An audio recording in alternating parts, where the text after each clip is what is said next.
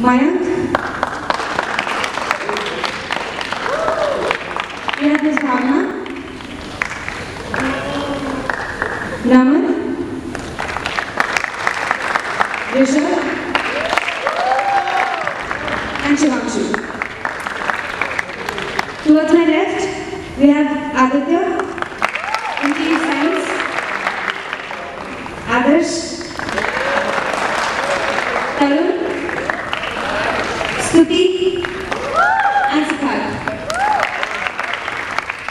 To begin with, I will call upon Ms. Bhavna to begin the speakers list.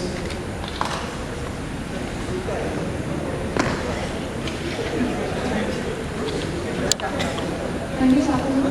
Good afternoon, I am Bhavna. Commerce of science, which takes the economy ahead. I support commerce. There are numerous reasons why I do so, but in the beginning, let me tell you what commerce is. Commerce is the activity of buying and selling of goods, mostly in a huge quantity and huge trade. Commerce is the medium through which the final products reach the consumer through the producers. Commerce is the usage of resources and inventions for the benefit of the society, which takes the economy ahead. So, we, the people of commerce, identify the needs and wants in the society, take that as an opportunity and convert those opportunities into business ideas, and provide employment to the people in the economy. And we even fulfill the needs and wants of the people. When we check the reports, we come to know about in around 60 to 70% of Indian population is average. They're not scholars or super intelligent people. And the science provide employment to those 30% who are super intelligent. Because in science, we need technical information, we need skills. But when we take commerce, the 70% of employment is provided by the commerce. And commerce provides employment to all the people, skilled, unskilled, educated, uneducated. Let's take the example of suicide ratios. What do you think? In which field people commit suicide more? It's obviously science, because there's a lot of work pressure. There's a lot of workload in science. And if there is only 30% of employment provided by the science, and even in that, when people commit more suicide in science, where will that 30% ratio go? It will obviously come down. So,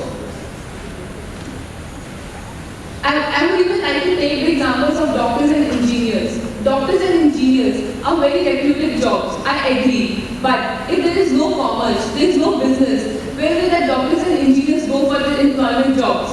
Even if they open their own nursing homes or clinics, agree, they will open. But then, if they open their own clinics and nursing homes, they need management skills. They need to keep an account of all the things. The management skills, the accounting, all is done by the commerce people.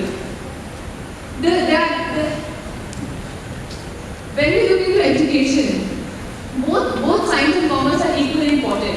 But as the might say, science is more difficult. Okay, science is more difficult because you have practical works and all.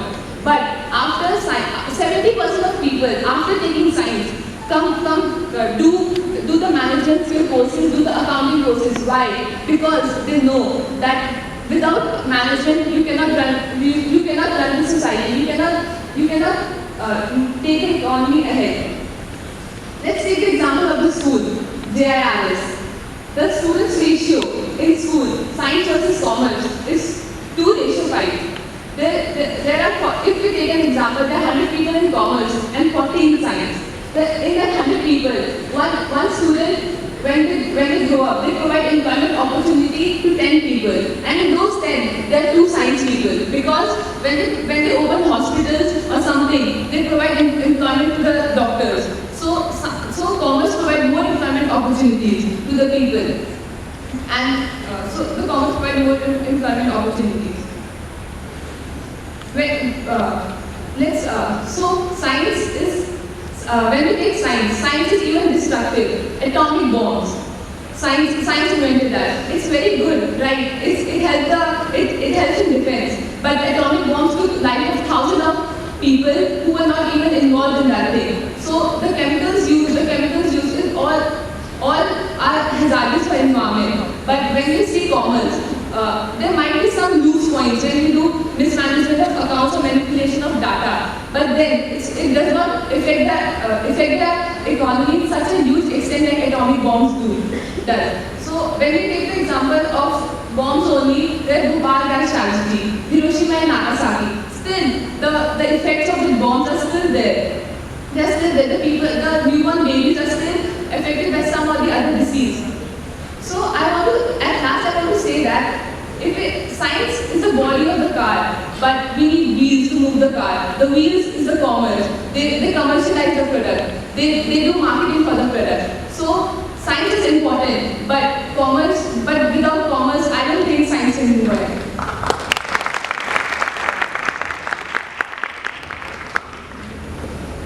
Thank you so much. Ms. Bhavna claims that commerce is the one which will take the country ahead. Any questions from the opponent team?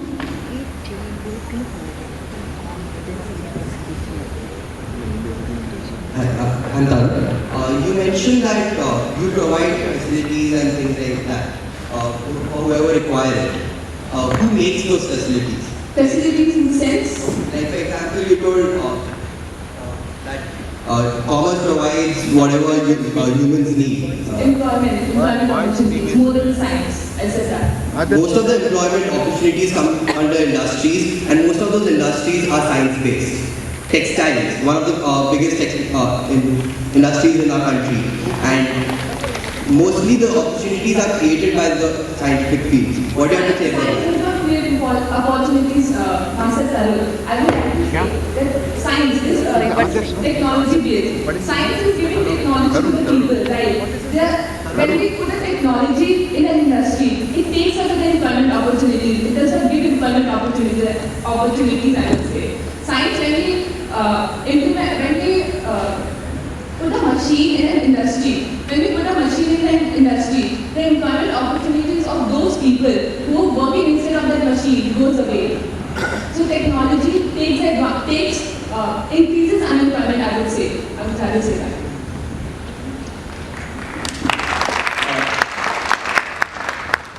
Thank you, Tarun.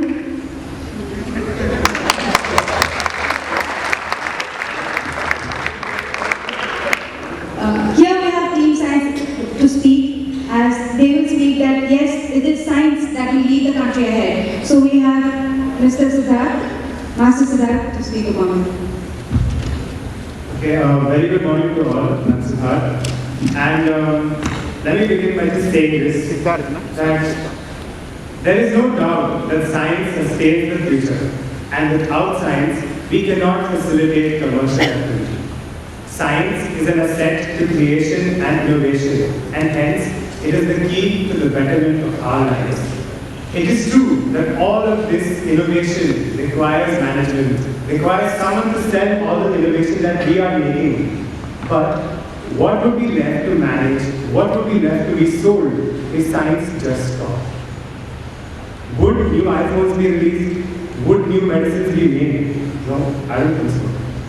Science is the fundamental driving force behind the functioning of an economy. Even though the commerce sector is responsible for judging how an economy is of a country, it cannot function without the contribution of the science sector. Let's take a very good example regarding the Make in India project, which has undertaken 25 sectors under its canopy. From help from the FDI, India's economy is on a very big rise. And who do we thank? Science. Because under these 25 sectors, you have things like pharmaceuticals, you have automobiles, you have medicine, you have agriculture. And how are we going to benefit this? How is any of all of these sectors going to be benefited by commerce? If science is the one who's going to do the research, if science is the one who's going to look for enhancements, how is commerce being helpful? I agree that commerce is something that facilitates trade, that helps in the spreading of ideas throughout the world. But where are you going to get those ideas from if there is no science? I believe Ms. Bhavna said that science is like the body of the car and the wheels are commerce. But let me tell you this, something related to the subject I learned, biology. Science is the brain. It does all the work. The nerves are the ones that send it everywhere. Okay, so if commerce is the nerves, suppose if a nerve ending gets cut, if something happens to the nerve, it's just one part of your body which is not going to work, right? But if your brain stops working, what happens? The whole body is paralyzed. Thank you. Thank you so much. We have Rishabh. Any questions? My fellow opponent Siddharth, you just said that without iPhones, like there would be nothing. My name is Mayank. So I believe you know that in villages without iPhones, people are living, and their basic source of income is also commerce. Okay, let me just tell you this. I didn't say that iPhones are ones which. Can you repeat the question? You just said that without iPhones, there would be no innovation in the world. That innovation has no sense because it would not be distributed to the whole world. No, that's It's not important. What I'm saying is that without science, there wouldn't be innovation. Our world would just be a full stop. The same washing machines we use now will be used 20 years later without any enhancements. So I'm not saying that science is responsible for one sector getting something, one sector getting not. I'm saying science is responsible for innovation and creation. But if the world will remain the same, then there is no science. But you should think about those poor people now. So I'm not saying that science is responsible for spreading everything throughout the world. That's commerce's job, because it's trade.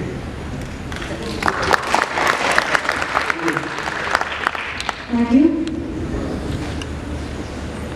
Next, we have Master Rishabh to speak upon. Good afternoon, judges. I'm Rishabh.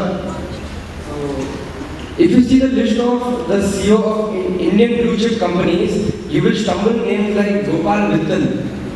He is currently the CEO of Bharti Airtel. Adesh Kumar Gupta. He is the CEO of Birla Group. Dinesh Saraf. He is the CEO of ONGC. Who are all the bachelors of commerce.